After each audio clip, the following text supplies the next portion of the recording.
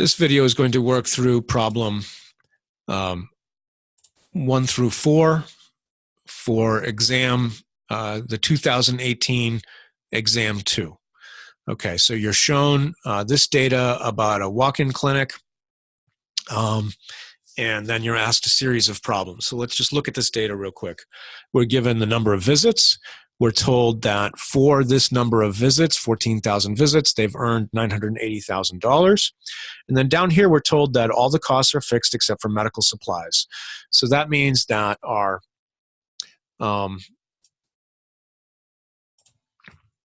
variable cost is $210 at 14,000. And then all the rest of these are fixed costs. So we're going to need to add those up to get our total fixed costs. Okay. So the first question is, what is the contribution margin at 14,000 visits? So the contribution margin at 14,000 visits is total revenue of $980 minus total variable cost of 210, right? We were told that medical supplies is the only variable cost. So the total contribution margin, 980 minus 210, is 770. So that's pretty easy. Second question, given this cost structure, what is the number of visits required to break even? Okay, now we're going to get a little more complicated. So in order to calculate break even, we need our profit function. Our profit function is profit equals total revenue minus total cost. Total revenue is price times volume. Total cost is fixed costs plus variable costs. And variable costs equal variable cost per visit times the number of visits. Right? Okay, so to get the revenue function, price times visit, we know that we had $980,000 in revenue, and we don't know what our price is, but we do know we had 14,000 visits. So if we divide 980 divided by 14,000, we'll get our price. So our price is 70. So price equals 70. So therefore, the total revenue function is 70V. Our fixed costs, we're told, are wages and benefits, 400,000, plus rent of 120, plus depreciation of 30, plus utilities of 7, plus admin supplies of 25, for a total of 582,000. So we're told fixed costs are 582. And then variable costs, we're told, are 210. And our variable cost per visit times our 14,000 visits. So we can just divide 210 by 14,000.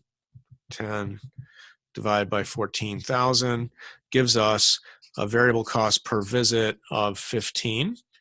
So therefore, the total cost function is 582,000 plus 15V,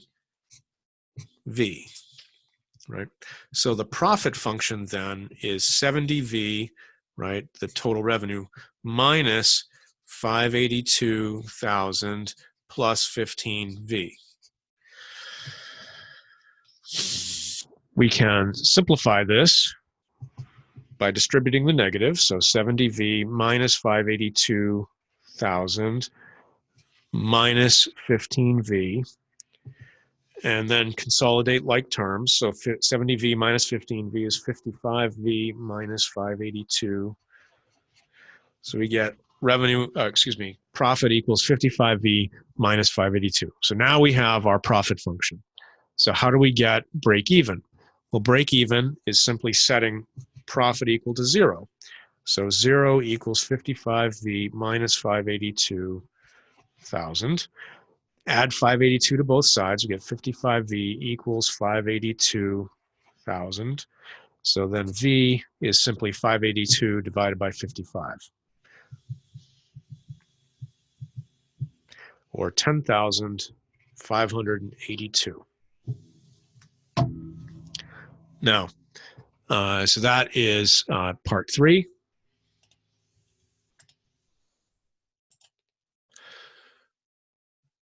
So, question 2, rather.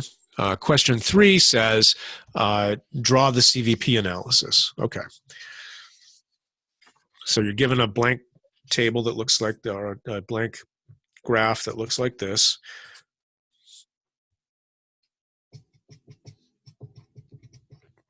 So how do you draw the CVP analysis for this particular problem? Well, you start with fixed costs.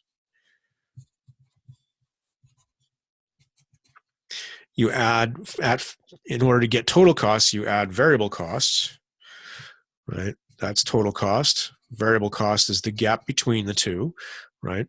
It has a slope, in this case, of 15 because it's going up at $15 per visit. And then your revenues start at 0 because your revenue function is, right, total revenue equals 70V. And when V is 0, total revenue is 0, and it goes up at a rate of 70. The point at which total revenue crosses total cost is your break-even point. And if you draw a line down to from your break-even point to the volume axis or the visits axis, you get your break-even volume. Now, where is profit? Profit starts at break-even and goes this way, right? And the profit is here. This is your zone of profit.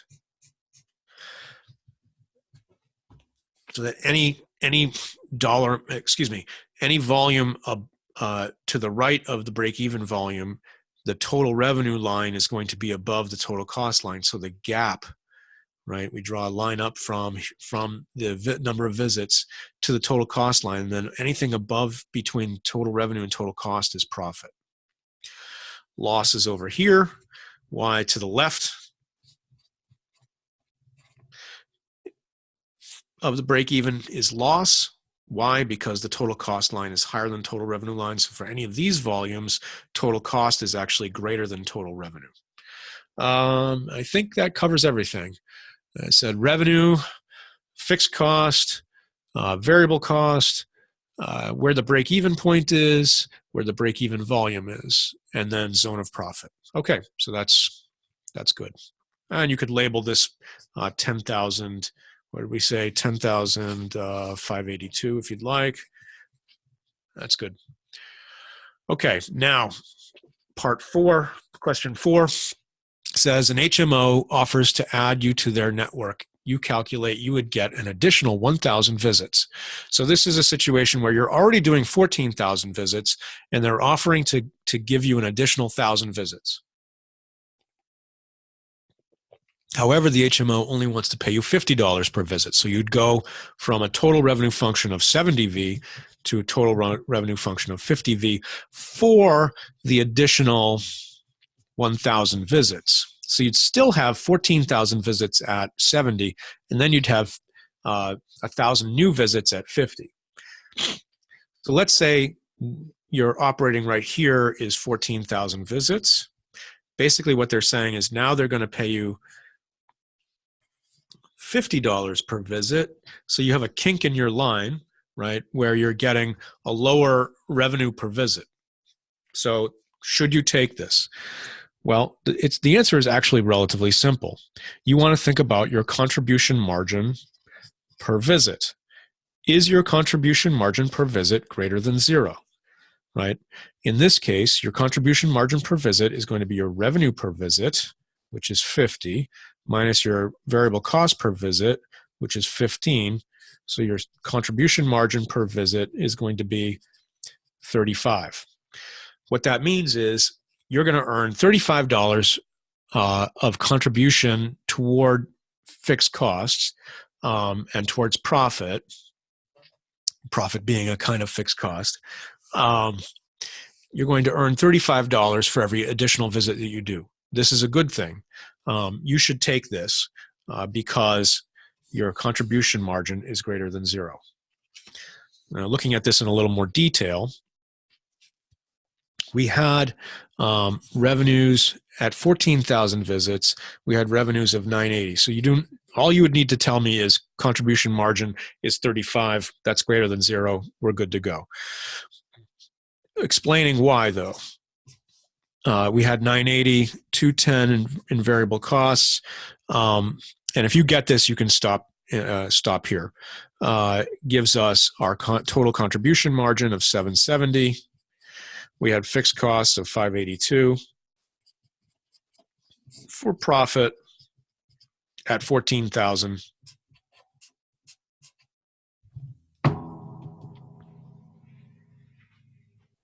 of 770 minus 582 is 188,000. If I offer you an additional 1,000 visits at 50, you would earn 50,000 more in revenue. You would generate 15,000 more in expenses, right? Because 50 times 1,000 is 50,000, but you're going to generate 15,000 more expenses per unit. You'd earn 35,000 more contribution margin. You'd have no additional fixed costs. So 980 plus 50 is 1030. Variable costs would rise to 225. Contribution margin would go up to 805.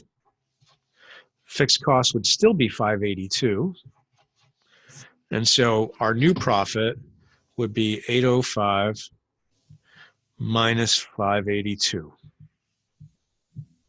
which would be 223,000. So that just kind of proves my point, which is, yes, you should take this. As long as the contribution margin per visit is positive, you should agree to take it. Now, the caveat there is you wouldn't take it in lieu of, if you had to choose between taking 1,000 visits at 50 or 1,000 visits at 70, you would obviously take the one that pays you more. But if you're given the opportunity to get more visits, and as long as the contribution margin is positive, you would take the additional visits. And this is why hospitals, for example, take Medicare and Medicaid. They aren't the best payers, but they generate a positive contribution margin. For a hospital to be successful, it does need a mix of higher paying patients that help pay for all the fixed costs.